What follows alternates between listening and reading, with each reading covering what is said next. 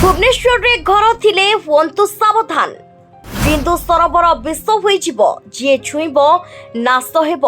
आज आम जानिबा भुवनेश्वर को नहीं महापुरुष मालिका कौन रचना करिसेंती। 50 वर्षर भिटामाटी को गाँव रे बिकी देई लोक माने भुवनेश्वर रे खंडे जागा पाई लालायत होई जाई पड़ी रहिछंती, अर्थात स्त्री बोलकरा होई रहिछंती। भुवनेश्वर को गोलामी नगरी बोली कुहा जाए। ओडिशार राजधानी रे जो माने रहिबा को पसंद करूछंती निजर भिटामाटी बिकी देई सेमाने सतर्क होई जांतु, कहीं महापुरुष एमती किछि लिखिछंती भुवनेश्वर को नहीं जहां आपण माने सुनिले छानिया होइजिबे आउ आपण निजे कहिबे गाँ माटी ठू आउ माटी नाही, गाँ माटीर बासना ठारू आउ बासना नाही। भुवनेश्वर माटी को नहीं महापुरुष कहउछंती लिंगराज ठारे त्रयोदशी दिन अजगर जगिथिबो बिंदु सरोवर विश्व होइजिब जे छुईब से नाश जीव।